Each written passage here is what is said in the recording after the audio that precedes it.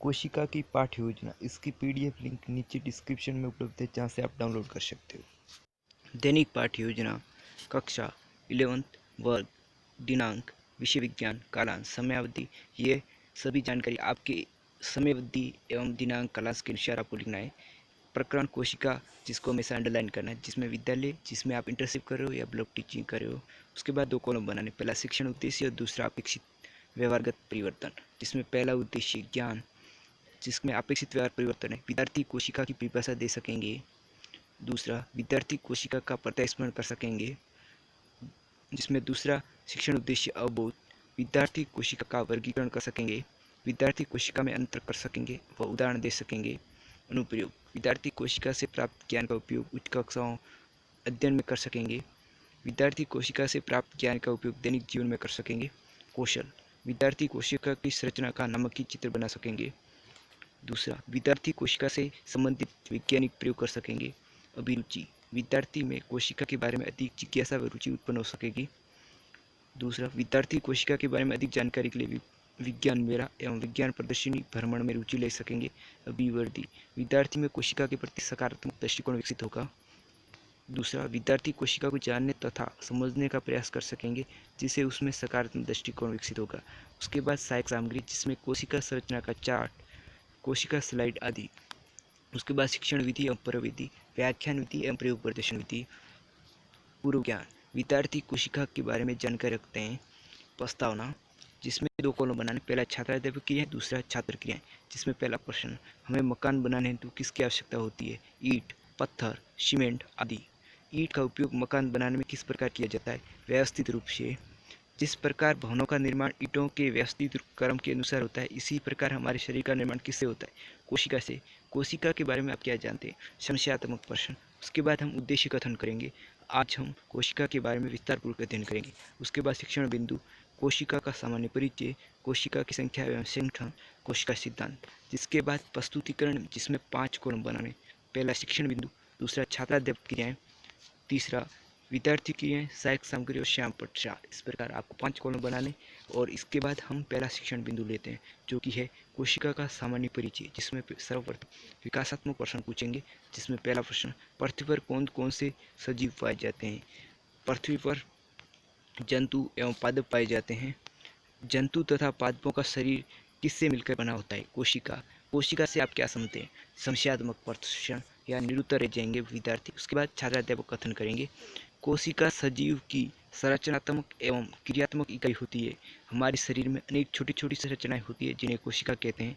खोज, Robert Hooke ने सर्वप्रथम 1665 में कोशिका की खोज की थी, जिन्होंने स्वयं द्वारा निर्मित सूक्ष्मदर्शी के नीचे कॉर्क की परत को रखकर देखा। कॉर्क की पतली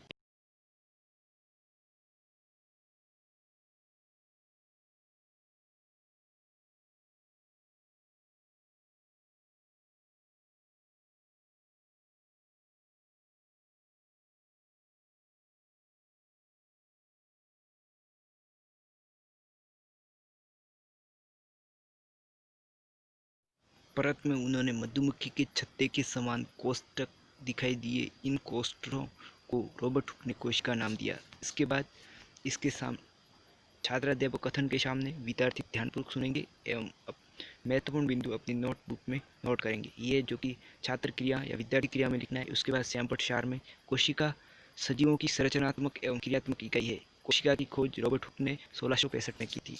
उसके बाद हम दूसरा शिक्षण बिंदु लेंगे, जिसमें भी 5 कॉलम बनाने हैं, जो कि पहले कह दिया था। जिसमें पहला शिक्षण बिंदु छात्राध्यापक क्रिया, विद्यार्थी क्रिया, श्याम पट्टाचार और सहायक सामग्री। जिसके बाद इसमें दूसरा शिक्षण बिंदु है कोशिका की संख्या एवं संगठन, जिसमें विकासात्मक प्रश्न, जीव जंतु कहाँ पर निवास करते हैं? पृथ्वी पर निवास करते हैं। पृथ्वी पर जीवों को अंगों की आकृति कैसी होती है? अलग अलग। ये अंगों की आकृति अलग अलग किस कारण होती है? कोशिकाओं की संख्या के कारण। कोशिका की संख्या से आप क्या समझते हैं? निरुत्तर।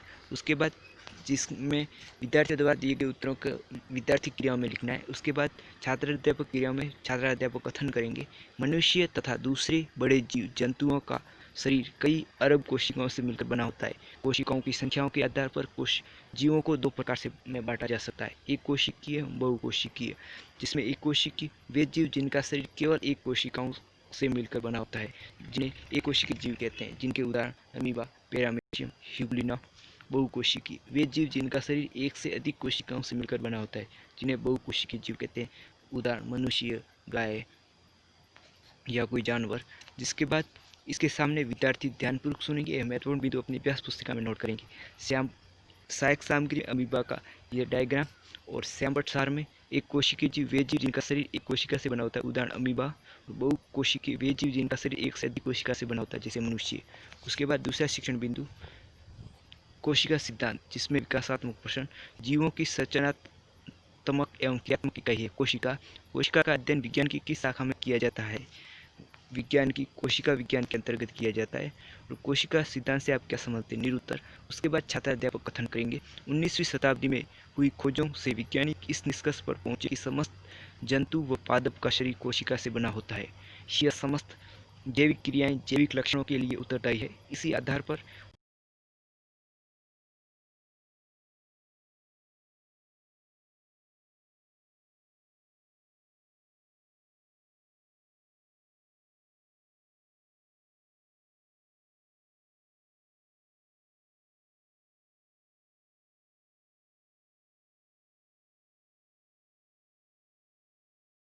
1838 एवं 39 में स्लाइडेन व श्वान ने कोशिका सिद्धांत प्रस्तुत किया, जिसमें पहला बिंदु प्रत्येक जीव का शरीर कोशिका से बना होता है। दूसरा बिंदु ये सभी जैविक क्रियाओं की मूलभूत इकाई है। तीसरा बिंदु नई कोशिकाओं का निर्माण पूर्ववर्ती कोशिकाओं से होता है।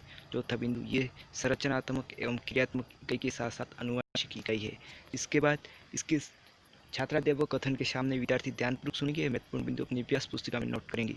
जिसके बाद श्यामपट्ट में कोशिका सिद्धांत स्लाइडेन ने श्वान ने दिया, समस्त जंतु व पादपों का शरीर कोशिका का बना होता है। उसके बाद मूल्यांकन प्रश्न, जिसमें कोशिका की खोज किसने की? और Robert Hooke, Robert Brown, Schleiden, the Schwann. दूसरा, अमीबा एक जीव है, एक कोशिकीय या बहुकोशिकीय? कोशिका क्या है? तीसरा सवाल। चौथा, एक कोशिकीय एवं बहुकोशिकीय जीवों में एक अंतर बताइए। पांचवा, एक कोशिका तथा बहुकोशिकीय जीवों को छाटिए। अमीबा, ह्यूग्लिना, पैरामीशियम, गाय एवं मनुष्य।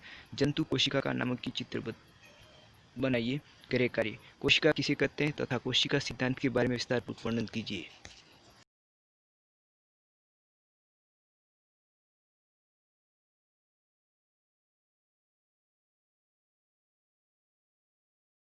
आपके सुझाव कमेंट बॉक्स में जरूर दें। इसकी पीडीएफ डिस्क्रिप्शन में उपलब्ध है। आपका अमूल्य समय देने के लिए धन्यवाद। जय हिंद।